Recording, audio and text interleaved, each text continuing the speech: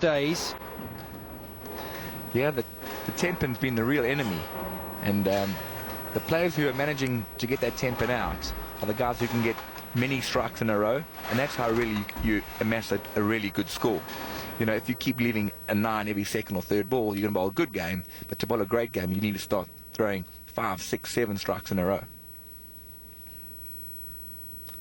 Well, we've always said at this World Tenpin Masters tournament that if you're going to win, you're going to have to put 4s and 5s together, but such is the scoring this year, it really has gone up to 6 and 7 strikes if you want a chance.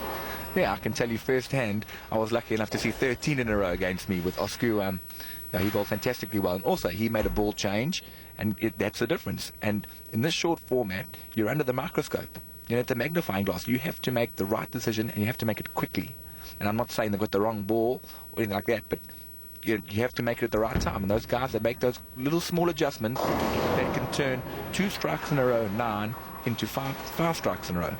That's the small difference that 9 really makes it. You can get a run of 5 strikes in a row rather than breaking it up with a 9. Well, Guy Kaminsky smiling just a bit more than he was when he had to watch those 13 strikes from Oscar Paliama. It was more of a grimace during that match when you were watching him, but what a fine match it was. And of course he meets Chris Barnes in the quarter-final. That's one of the hot tickets at this tournament. Yeah, Diandra bowling with good rev rates, so she's giving herself a chance when she gets into the pocket, but she just hasn't quite got her angles right so far. Yeah, Diandra for one of the girls out here, rev rates of around about 300. That's incredibly high for a girl. She's got a particularly powerful ball, and that's why I think a lot of the guys that are here believe that she's the best hope for the girls to get through, is because of her rev rate and her power that she can generate on her ball. Well, her style a little reminiscent of the great Linda Barnes, who played here last year, Chris Barnes' wife. Both players just so adept in this format, and Barrett unlucky there. He sent across a pretty strong messenger. Yeah, that was a good shot there again, but you can see he actually sent the messenger, which was the headpin coming in front of the Tenpin there. Perhaps just not getting enough angle, hitting the headpin a bit thin, sending it across it in front. But perhaps just a little bit of nerves, I think. Maybe just overthrowing the ball a bit to begin, but I'm sure he'll calm down and just let the ball roll a bit rather than overpower it down the lane. Yeah, he does seem to be cranking it a bit after that first strike. And of course that camera angle foreshortens the distances between the pins. We think that messenger was close, but there was probably a good few centimetres between that and the Tenpin. Yeah, sure. But just a little bit of nerves, and I believe it takes 3 or 4 frames before you really settle down. But I mean, in saying that, they're going blow for blow. And in all the other games we've seen, this is how it starts off. You feel each other out, and then towards the middle to the latter half of the first game, the strike starts to come. And as long as you're there or thereabouts, you're more than happy. Strike for Asbaty. Pressure's back on Barrett. And that's how it looks after 3 frames. There really isn't much to choose between these two. Only one can make it through to the quarter-final for the chunk of that $70,000 prize pool. Who will it be?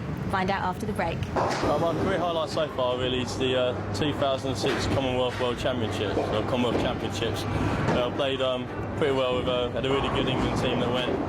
I broke a 6-game record in the Commonwealths, and we brought back a haul of medals between the 4 of us that went.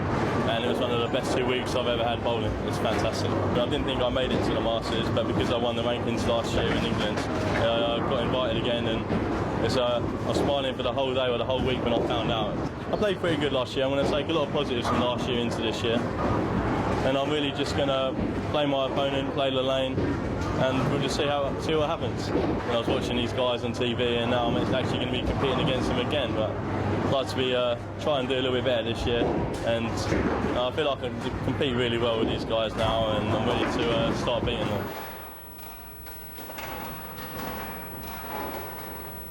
So, Guy, you just feel Dominic's got to just calm himself down a bit here.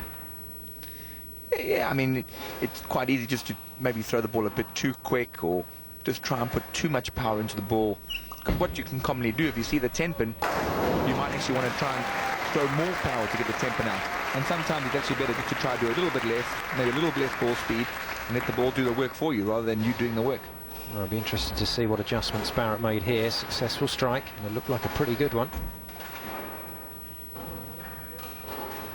We'd normally expect him to be up around the 500 mark with his rev rates, so he's been throwing it hard, not quite as accurately as he would want, and that pesky Tenpin not taken out by the messenger.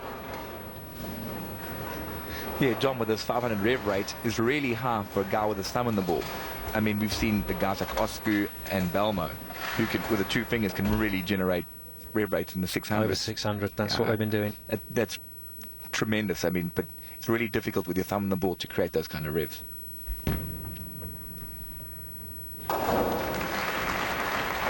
Good spare from Diandra. This is a tight game. So that's the maximums that are available. 5.58 for the American, 5.69 for the Englishman Dominic Barrett. Very close, too close to call, which is exactly what we said at the start of this match.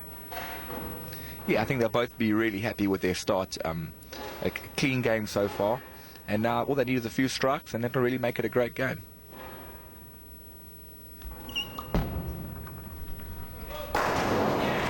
There's one. He must have been listening to you, Guy. So Yeah. a double for Barrett. Yeah, I think Dom's thrown that ball great. You can see that ball reaction looks great. Just got to hope he keeps getting that Tenpin out and just to stay within himself.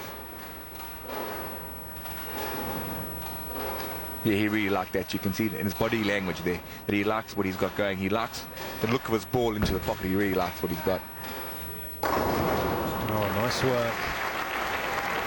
This is the match that we were looking for. Yeah, both players have settled down now, halfway through the first game, and this is generally what we've seen in the games, is that just got to get those nerves out of the way. It doesn't matter how many times you come out here and play, that pressure is always there. That crowd sitting right there brings that little bit extra to the game that you don't experience any other time during the year in all other tournaments.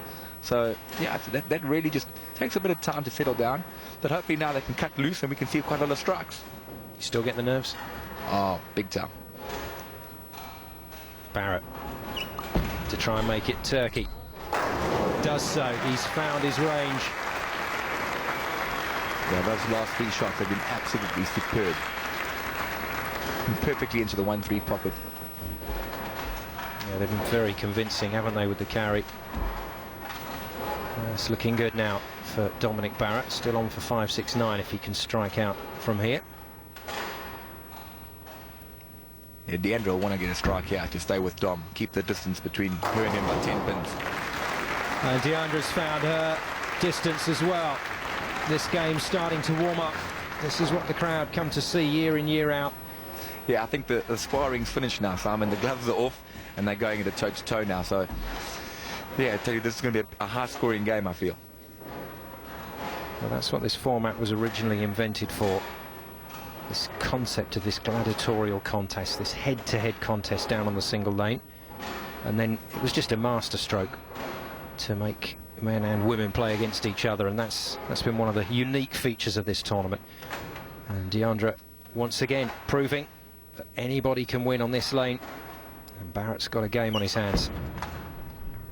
Great shot. Yeah. But Diandra won't be intimidated. She's been around many tournaments around the world. She'll just hang in and she'll wait for an opportunity to pounce. So she's going to keep striking, and the gap's only 10 pins. If Diandra strikes here, the gap's 11 pins. That's not a train smash. It's one strike Tom doesn't get, she can make that back the next frame. So as long as she stays within 10 pins, she's got nothing to worry about. Oh dear. Straight through the head pin.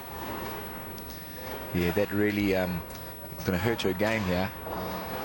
And she's going to have to try and take 2 as probably her best result to get